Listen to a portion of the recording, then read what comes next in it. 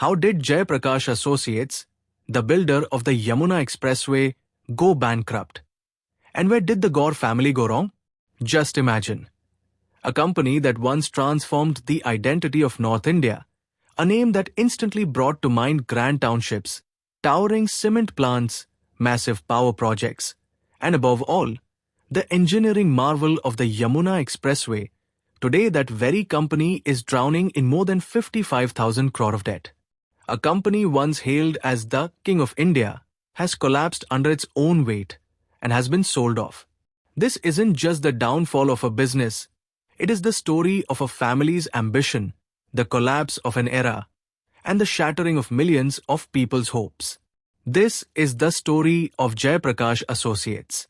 15 to 20 years ago, everyone in North India knew this name, Jayaprakash Associates. It wasn't just a company, it was a brand. People used to say, if there's a big project, Jaypee will build it. Whether it was a power plant, a township, a highway, or even a sports city, Jaypee's name echoed everywhere.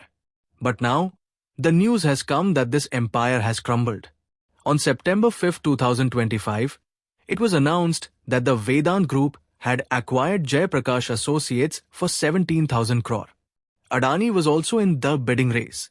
But in the end, Anil Agarwal's Vedant emerged victorious. But the question is, what really went wrong? How did the very company that changed the face of North India end up bankrupt? Where did the Gaur family make the mistakes that erased decades of hard work? And has Jaypee's empire truly become history now? Today, we will dive deep into this subject.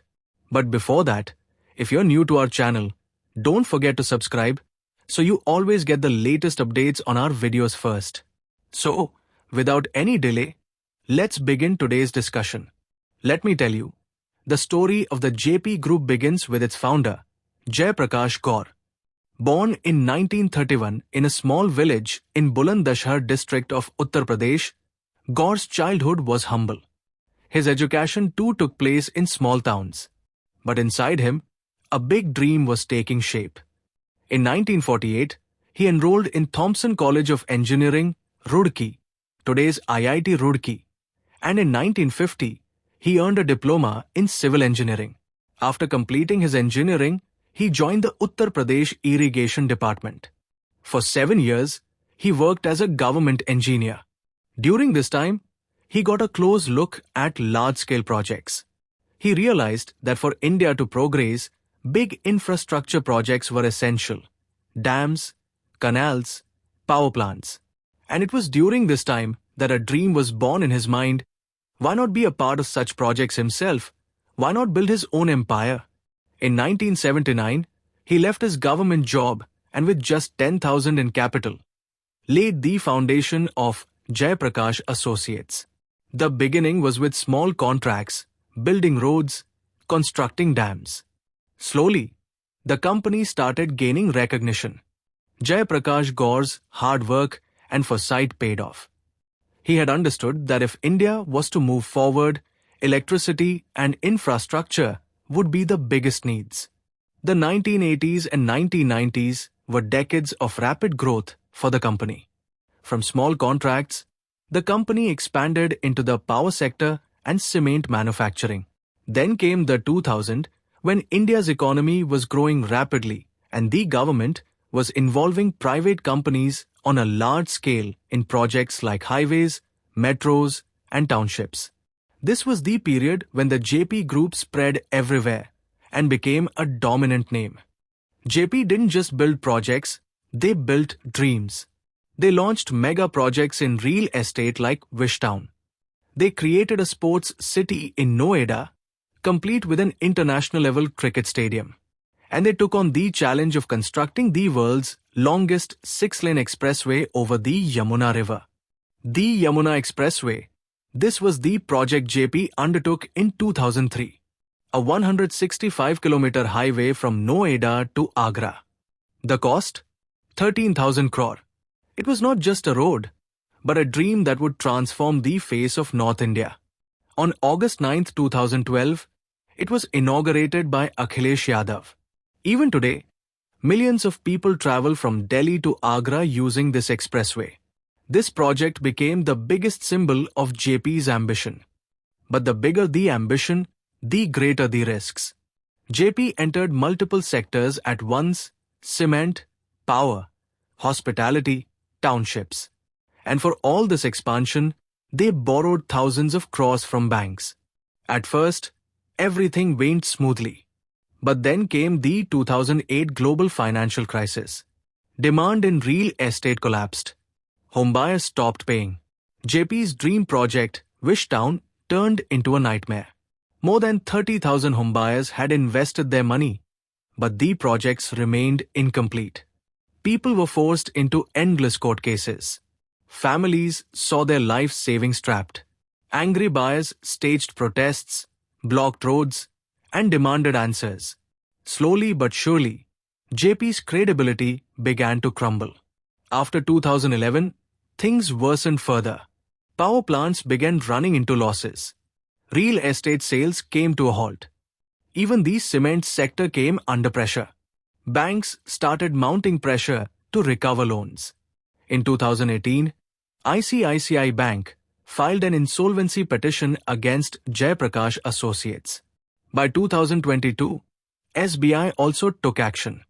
On June 3, 2024, the Allahabad bench of the NCLT officially declared Jayaprakash Associates bankrupt. At that time, the company was burdened with debt of 55,493 crore, a weight no company could possibly bear. The JP empire then began to be sold off piece by piece. The cement business had already been sold to Ultratech. Power projects were transferred to different companies. And now, the remaining fragments of the empire have finally gone into the hands of Vedant in 2025. So, where did things go wrong? The biggest mistake was overexpansion and excessive debt. Jayaprakash Gaur built an empire, but he failed to think about where the steady cash flow would come from. He started so many projects at once that the company could not manage them. The second mistake was delays in real estate projects.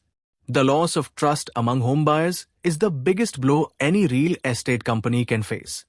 And JP suffered exactly that. There's also a deeply human side to this story. The pain of 30,000 homebuyers whose investments were trapped in JP projects. Their dream homes remained unfinished. They were left running from courtrooms to government offices. This wasn't just the downfall of one company. It was the destruction of thousands of families, hopes, and savings. But it is also true that India's infrastructure story is incomplete without JP. Whether it is the Yamuna Expressway or the Noida Cricket Stadium, JP built landmarks that future generations will continue to see. Now, let's talk about the future. Vedant Group has acquired JP with a bid of 17,000 crore. Anil Agarwal's plan is to complete the company's pending projects and reduce the debt burden. But will this really be possible? Will JP be given a new lease of life? Only time will tell. History has always shown us building an empire is difficult, but sustaining it is even harder. Jayaprakash Gaur did build an empire, but he couldn't preserve it. That was his greatest mistake. JP's story teaches us that business cannot run on ambition alone. Transparency, timely execution, and a balanced financial strategy are what can keep a company alive for the long term. And in the end, one question remains: will JP's name forever be remembered as a symbol of failure? Or will Vedant, in the years to come, give it a new identity? Something new. Do not forget to like and share this video so that this information can reach others as well. Your likes and shares are a source of inspiration for us. If you have any questions or suggestions, please let us know in the comments. It will be our honor to answer your questions and listen to suggestions. And yes, if you like our content, subscribe to the channel and press the bell icon so that you stay connected with every new story. Thank you. GRT Business YouTube channel sources: news from various news agencies, opinion polls, and other public sources. We try to ensure that every report and summary is accurate and verified, but we are not responsible for any dispute or error. Our aim is only to provide you with accurate information.